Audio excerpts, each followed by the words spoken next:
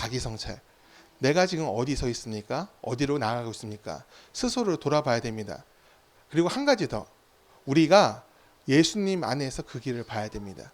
내 자신이 기준이 되면 아하스하고 별반 다른 것이 없습니다. 내가 원하는 대로 내가 좋은 대로 가겠습니다. 하나님 개입하지 마십시오. 이렇게 되는 거예요. 하지만 하나님이 기준이 된다면 우리가 하나님께 손을 뻗을 수 있습니다.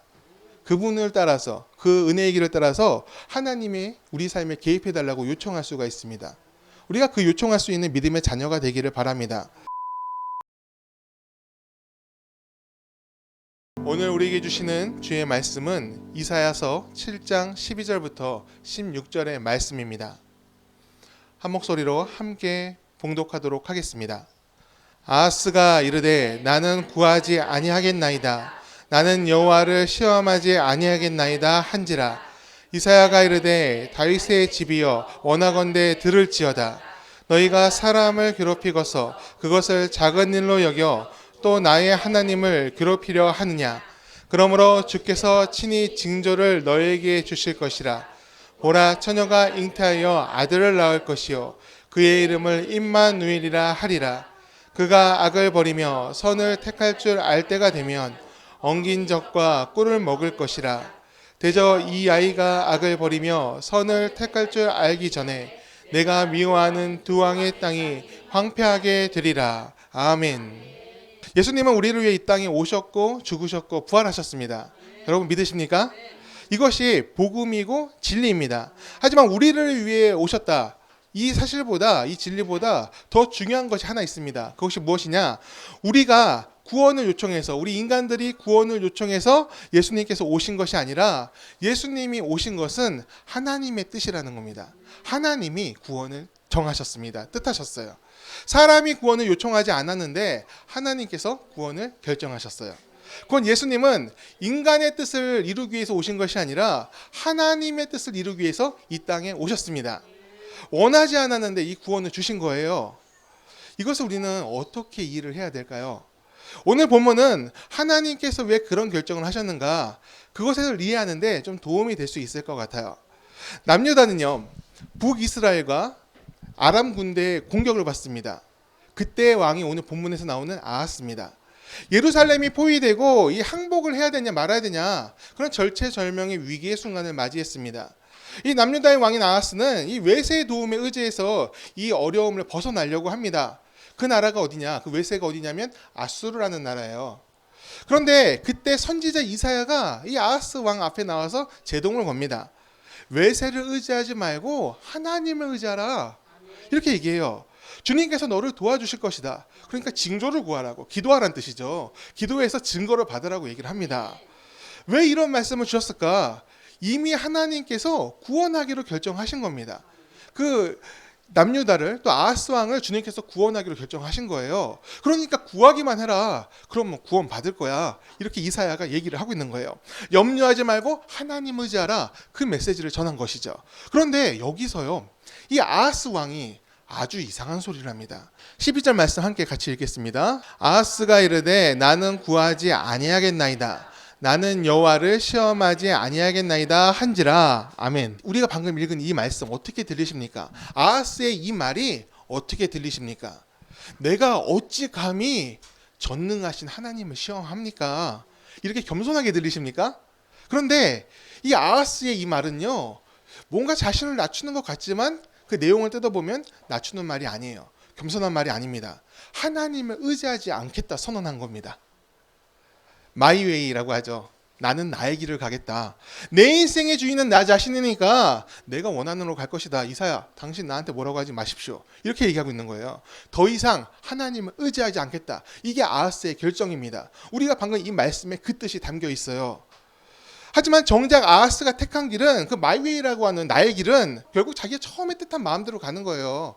아수르를 의지하지 말라고 얘기했는데 내가 처음에 그 마음을 먹었으니까 나는 내 뜻을 꺾지 않겠습니다. 하나님 나를 막지 마십시오. 이사야 나를 막지 마십시오. 그냥 자기 고집대로 아수르를 찾아가서 아수르한테 뇌물을 주고 북이스라엘과 아람 군대를 물리칩니다. 여기까지는 좋아 보였어요. 근데 이게요, 부메랑이 돼서 날라옵니다. 아수르가 그냥 물러가질 않습니다. 예루살렘까지 내려와요. 그리고 엄청난 조공을 요구합니다. 그리고 내정 간섭이 시작되는 거예요. 아하스 내가 왕이지만 이제 너는 나의 신하다 이렇게 얘기하는 거예요. 아하스는요 거기서 이제 자기의 잘못을 깨달았으면 좋겠는데 자기의 잘못을 깨닫지 못합니다. 거기에 그치지 않고 아수르의 우상을 하나님의 신전 여호와의 신전에 갖다 놓습니다. 가운데. 그리고 거기서 숭배를 시작해요. 하나님의 성전에 우상을 갖다 놓고 숭배하는 거예요. 여러분 이게 얼마나 모욕적인 일입니까? 하나님께 모욕적인 일이죠. 굉장히. 하나님을 대놓고 무시하는 겁니다. 하나님 없어도 나는 잘 살 수 있다. 이렇게 얘기하고 있는 거예요. 저는요. 오늘날도 이 아하스 같은 사람이 너무 많은 것 같아서 너무너무 걱정이 됩니다. 하나님 없이도요. 잘 살 수 있다. 이렇게 생각하는 사람들이 너무나 많은 것 같아요. 그리고 실제로 잘 살고 있는 것 같아요. 여러분 근데요. 한번 생각해 봤으면 좋겠어요. 잘 산다는 것이 무엇일까요? 오랜만에 지인과 문자를 주고받았습니다. 제 인사에 단문이 왔어요. 어떤 단문이냐? 잘 지내죠? 이렇게 단문이 왔어요. 한 문장으로. 여기에 제가 무슨 말을 해줄까요? 잘 지내죠. 그냥 잘 지내지 보내면 돼요. 되는데 그냥 다른 생각을 좀 해봤어요. 진짜 잘 지낸 게 맞냐? 한번 생각을 해봤습니다. 그래서 제가 이렇게 보냈습니다. 아이도 잘 크고 아내랑도 잘 지내고 그리고 교회도 그럭저럭 괜찮네. 잘 지내는 것 같네. 그래서 잘 지낸다고 얘기를 했어요. 근데 이게 쓴다고 썼는데 쓰고 나 보니까 이게 별로 마음에 들지 않는 거예요. 제 마음에. 진짜 잘 지내고 있는 걸까? 그런 생각을 했습니다. 분명히 예수님 믿기 때문에 내가 잘 지낸다 얘기하고 싶었는데 정작 써보니까 세상 사람들이 말하는 그 잘 지낸다하고 저의 잘 지낸다하고 차이가 없는 거예요. 사람들은 물질이 좀 넉넉하고 또 좋은 집에 살고 또 가족이 많고 또 여행도 좀 다니고 풍족함을 느끼고 있다면 거기서 또 내가 만족을 느낀다면 그게 잘 사는 거라 생각을 합니다. 난 행복하다. 이 느낌이 되게 중요한 것 같아요. 그 느낌을 갖기 위해서 많은 것을 이루려고 노력을 합니다. 그런데 우리가 좀 생각해 볼 필요가 있어요. 뭘 생각하냐? 그게 진짜 잘 지내는 것이냐 생각해 볼 필요가 있어요. 며칠 전에 뉴스 기사 하나를 읽은 적이 있습니다. 80대 노부부와 50대 아들이 스스로 목숨을 끊었어요. 그런데 그 주변 사람들, 그 주위 사람들이 이상하다고 얘기해요. 두 노인은, 그 또 아들은 자살할 이유가 없다고 얘기해요. 그 근거가 뭐냐면 그들은 30억대 부동산을 가진 자산가라는 겁니다.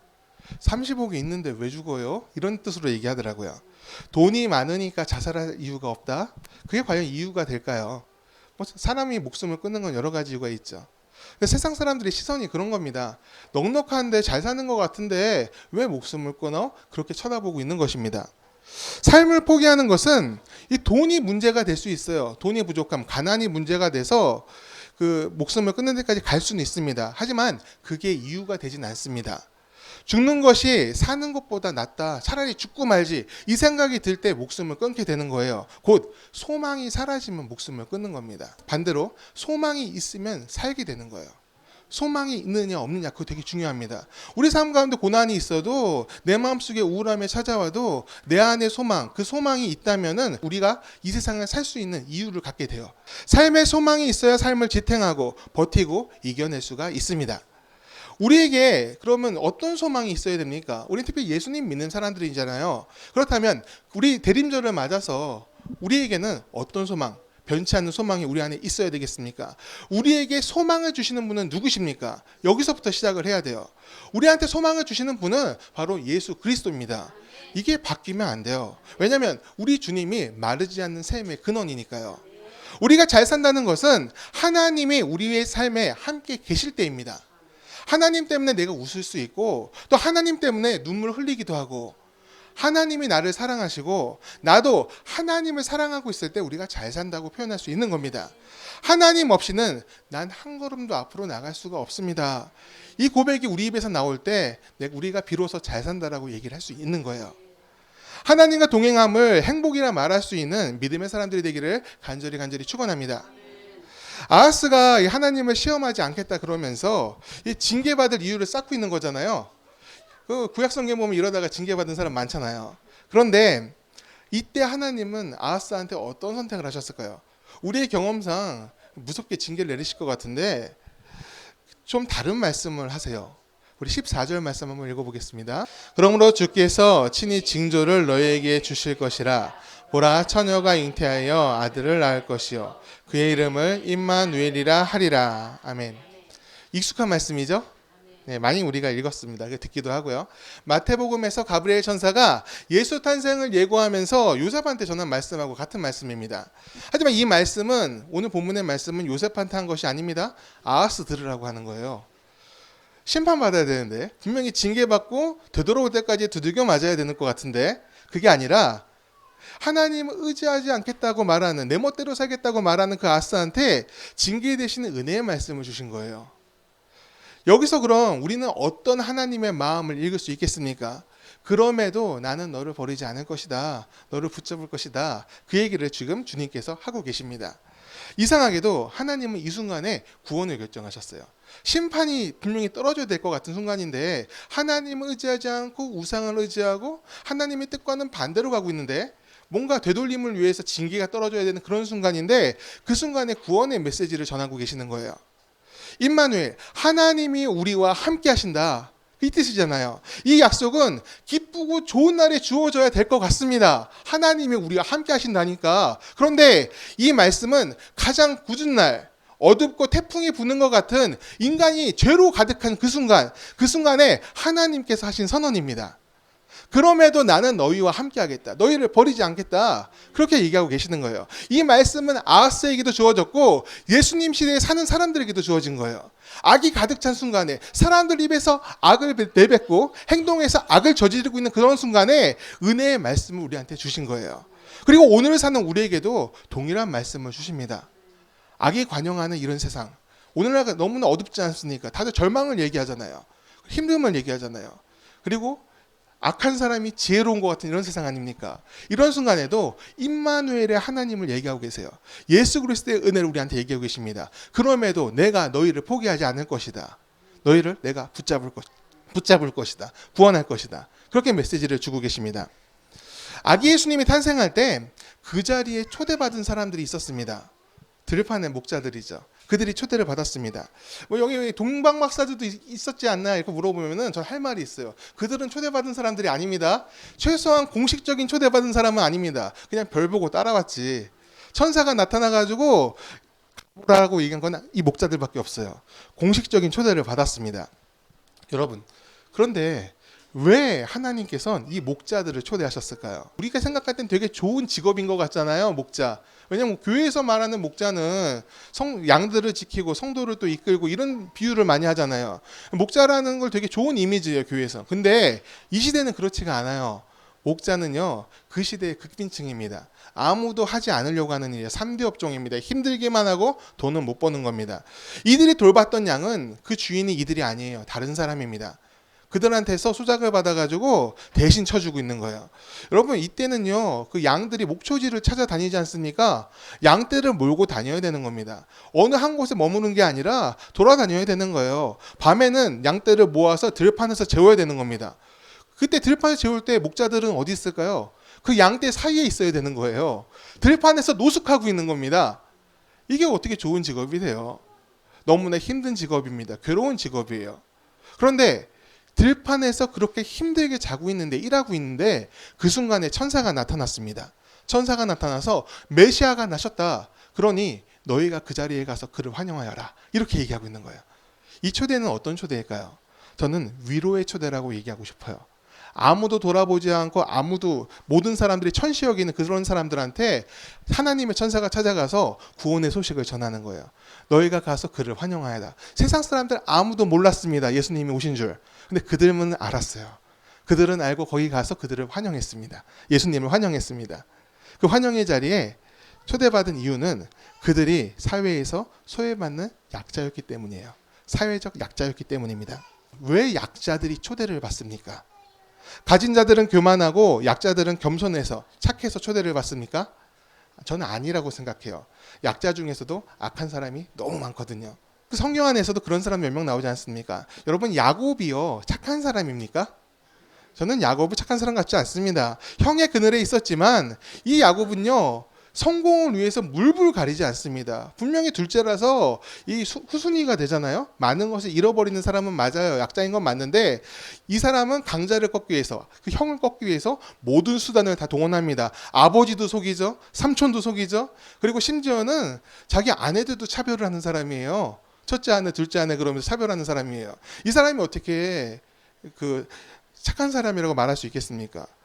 또 있어요. 거지 나사로 아십니까? 부자의 밥상에서 떨어지는 그 부스러기를 먹고 살았던 사람이죠. 근데 그가 죽어서요, 천국에 갔어요. 이 사람은 왜 천국에 간 것일까요? 착하다는 얘기는 없습니다. 성서에는. 성경에는 착하다는 얘기는 안 옵니다. 다만 그가 긍휼함을 얻었다. 이렇게 얘기를 하고 있어요. 약자가 선하고 착해서 하나님의 관심을 받은 것이 아닙니다. 부자여도 악하지 않은 사람 많잖아요. 성경에도 나옵니다. 니고데모 나오지 않습니까? 아리마대 요셉 나오잖아요. 바나바 나오잖아요. 모두 다 부자였습니다. 하지만 하나님의 뜻을 따르는 사람들이었어요. 그들은 착한 사람이었습니다. 많이 가지고 적게 가지고 부하다 가난하다 이것이 기준은 아닌 것 같아요. 하나님께서는 약자를 향해서 품으신 뜻이 있어요. 착하다, 악하다 그 모든 것을 넘어서서 먼저 긍휼을 품으십니다. 사회적 구조의 압제에 시달리고 소망 없는 삶을 사는 그들을 불쌍히 여기셨고 그들에게 복음을 또 위로와 기쁨을 전하기 위해서 그 소식을 전하기 위해서 예수님이 이 땅에 오셨습니다. 또 그래서 그들이 초대를 받은 거예요. 고대는요 이 신분제 사회지 않습니까? 신분이 있었어요. 한 번 정해진 신분은 이 바뀌기가 어렵습니다. 귀족은 계속 귀족이고 상민은 계속 상민이고 노예는 계속 노예입니다.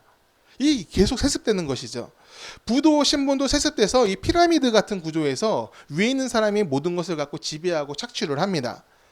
우리나라도 150년 뒤로 가면 그런 시대에 있었지 않습니까? 우리 중에서 노비 있었지 않습니까? 지금은 그게 중요하지 않다고 생각하는데 그렇지가 않았어요. 120년만, 150년만 뒤로 가도 다 소망 없는 삶을 살았어요. 태어나면 이렇게 살아야지. 그냥 아무 소망 없이 그냥 주어진 시간에 따라서 산 사람들이 너무나 많았습니다. 그들을 위해서 하나님이 긍휼을 품으신 거예요. 강자는 누구 것을 빼앗아요? 약자의 것을 빼앗잖아요. 이게 비단 옛날 이야기는 아닙니다. 오늘날도 그래요. 좀 나아졌다고 얘기를 하죠. 하지만 가진 자들은 더 많이 갖게 되고 가난한 사람들은 점점 더 가난하게 됩니다. 뺏기고 있는 거예요. 여러 가지 경제 구조 안에서 뺏기고 있는 거예요. 왜 그런 일이 발생하느냐? 이미 충분함에도 만족은 모르는 인간의 탐욕이 작용하기 때문에 그렇습니다. 사람들의 의식 속에 그것이 여전히 남아있는 거예요. 10년 전에 어느 교육공무원이 국민을 향해서 개돼지라고 말한 적이 있어요. 술자리에서 기자를 상대로, 이런 객기가 어디서 나온지 모르겠어요. 기자를 상대로 그 얘기를 했다가 녹취가 돼가지고 방송에 탔습니다. 그래서 결과적으로 그 사람은 이제 잘렸어요. 공무원에서 밀려났는데 왜 그런 말을 했을까요? 적당히 먹을 것을 던져주면서 길들여야 된다. 그런 의미로 개돼지라고 얘기를 한 거예요. 그런데 이 사람 좀 알고 보니까 이 사람 흑수저 출신입니다. 흑수저. 이 사람이 처음부터 잘 나가던 사람이 아닙니다. 공부 열심히 해가지고 열심히 노력해서 그 자리까지 올라간 거예요. 4급 공무원이었어요. 굉장히 높은 자리죠. 그렇게 열심히 노력해서 올라간 사람이에요. 근데 올라가서 자신이 흑수저였다는 것을 잊어버렸어요. 잊어버리니까 악한 말을 뱉으면서도 그것을 나의 힘이라고 생각하게 됩니다. 결국 그 자리에서 굴러 떨어지고 말았습니다. 교만의 끝은 결코 좋을 수가 없다. 그것이 증명된 거죠. 탐욕과 교만을 몰아내지 못하면 사람의 인생의 끝은 결코 좋을 수가 없습니다. 우리는 아기 예수님의 오심을 통해서 하나님이 원하시는 것이 무엇인지 헤아릴 수 있어야 됩니다. 아하스 왕이 폐악을 하며 하나님을 능멸할 때도 하나님은 소망의 말씀을 지금 남겨주셨습니다. 예수님 통해 그 말씀을 실현하셨고 우리가 따라가야 될 길, 나아가야 될 길을 보여주셨어요. 우리 15절 16절 말씀 같이 한번 읽겠습니다. 같이 읽겠습니다. 그가 악을 버리고 선을 택할 줄 알 때가 되면 엉긴 젖과 꿀을 먹을 것이라. 대저 이 아이가 악을 버리며 선을 택할 줄 알기 전에 내가 미워하는 두 왕의 땅이 황폐하게 되리라. 아멘. 우리가 지금 두 절의 말씀을 읽었는데 이 두 구절이 겹치는 말이 하나 있죠. 악을 버리며 선을 택할 줄 알 때가 되면, 여기서 나오는 아이는요 1차적으로 예수님을 가리키는 거죠. 하나님께 선택하신 자, 그 아들이 와서 그가 자라나서 선을 택할 때가 되면 역사가 일어난다는 거예요. 어떤 역사가 일어나냐? 엉킨 젖과 꿀은 평화의 풍요를 얘기합니다. 평화가 임한다는 거예요. 그리고 미워하는 두 왕, 고난의 끝을 얘기하는 거예요. 그가 오시면, 그가 선을 행하시면 모든 것이 정리된다는 거예요. 근데 여기 또 한 가지 뜻이 있어요. 여기서 이 아이는요, 1차적으로는 예수님이시지만 또 하나는 하나님께서 선택하신 사람들이 됩니다. 또 하나님께서 뜻을 두신 사람, 선택받은 믿음의 사람들, 바로 우리가 될 수 있다는 거예요. 우리는 예수님을 따르는 사람들이니까요. 자, 그렇다면 악을 버리고 선을 택할 때 이건 예수님만 하시는 것이 아닙니다. 우리도 그렇게 해야 돼요. 악을 분별하며 선한 길이 어딘지 분명히 알아야 됩니다. 곧 선한 분명을 갖출 때 하나님께서 예정하신 평화의 때와 고난의 끝이 우리한테 옵니다. 하나님은 지금보다 더 나은 세상을 원하고 계십니다. 오늘보다 내일이, 내일보다 모레가 더 낫길 원하십니다. 강자가 약자를 보호하고 부자는 가난한 자의 삶을 지켜주는 그런 나라, 그런 세상을 주님께서 보고 싶어 하세요. 그래서 예수님께서 오신 그 자리에 약자들이 초대된 겁니다. 하나님보다 강하신 이가 어디 있습니까? 그분이 약자들을 돌보고 계십니다. 이끌고 계십니다. 생각하고 계십니다. 하나님의 선함을 통해서 악을 이겨라. 하나님을 따르는 백성한테, 자녀들에게 그 말씀을 오늘 하고 계십니다. 예수님은 하늘의 모든 영광을 버리고 가장 낮은 곳으로 오셨습니다. 주님이 우리의 본이심으로 우리 역시 가야 할 길이기도 합니다. 바로 그 길, 낮은 곳으로 가야 합니다. 이 낮은 곳이라는 곳이 어디냐? 사람일 수도 있어요. 소외받는 사람을 향해서 우리가 나아가야 되는 것 수도 있고요. 아니면 장소일 수도 있습니다. 중요한 것은 남들이 다 탐하는 자리는 아니라는 겁니다. 서로 가려고 싸우는 자리, 차지하려고 악의 다툼을 버리는 자리는 우리의 자리가 아닙니다. 남들이 돌아보지 않고 싫어하는 자리, 그 자리가 낮은 곳일 가능성이 큽니다. 하나님의 긍휼을 품은 사람에게 그곳이 보이게 될 것입니다. 우린 오늘을 어떻게 살지 선택할 수가 있어요. 여러분, 우리 어떤 삶을 살고 계십니까? 제가 존경하는 목사님이 지난주 설교 때 그런 얘기를 하더라고요. 자기 성찰을 할 수 있는 사람이 돼야 된다고. 자기 성찰. 내가 지금 어디 서 있습니까? 어디로 나아가고 있습니까? 스스로를 돌아봐야 됩니다. 그리고 한 가지 더. 우리가 예수님 안에서 그 길을 봐야 됩니다. 내 자신이 기준이 되면 아하스하고 별반 다른 것이 없습니다. 내가 원하는 대로, 내가 좋은 대로 가겠습니다. 하나님 개입하지 마십시오. 이렇게 되는 거예요. 하지만 하나님이 기준이 된다면 우리가 하나님께 손을 뻗을 수 있습니다. 그분을 따라서, 그 은혜의 길을 따라서 하나님이 우리 삶에 개입해달라고 요청할 수가 있습니다. 우리가 그 요청할 수 있는 믿음의 자녀가 되기를 바랍니다. 우리는 약자일 수 있어요. 하지만 우리가 하나님 안에 거하기 시작했을 때 더 이상 약자는 아닙니다. 왜냐하면 하나님께서 우리를 지키시고 이끄시고 자녀로 삼으시기 때문입니다. 우리가 약자라는 생각에 갇혀서 우리 삶을 무너뜨리지 않았으면 좋겠습니다.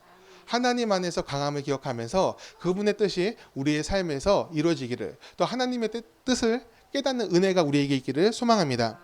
어떤 사람들은 하나님의 뜻을 모르겠다고 말을 합니다.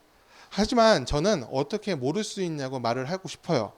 하나님의 뜻은 80%까지는 그냥 알 수 있을 것 같아요. 왜냐하면 이미 다 드러나 있으니까요. 우리가 기도할 때 성령 통해서 우리한테 말씀을 주시고 깨달음을 주시고 또 말씀을 통해서 그것을 증언하게 하십니다. 이미 다 주어진 거예요.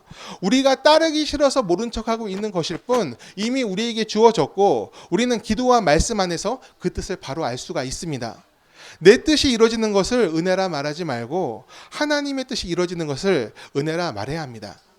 예수님이 겸손하셨으므로 우리도 겸손하고 그가 긍휼을 품으셨으므로 우리도 긍휼을 품기를 바랍니다. 주님의 뜻이 우리 안에 나타날 때 우리는 더 이상 약자가 아니라고 그랬죠? 예, 약자 아니에요. 약자가 아니라 하나님께서 쓰시는 사람, 하나님의 사람이 됩니다. 강자가 되기를 추구하지 말고 하나님의 마음으로 세상을 섬기는 사람이 되기를 바랍니다.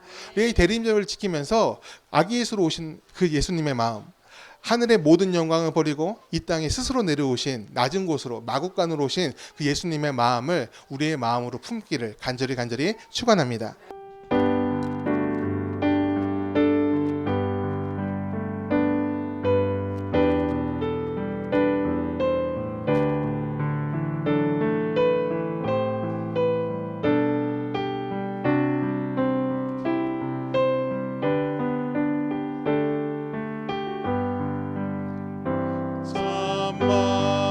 반가운 성도여 나의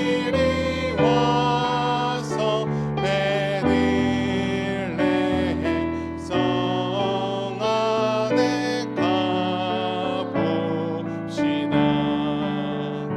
저 규유에 누이신 아기를 보고 엎드려 절하세. 엎드려 절하세. 엎드려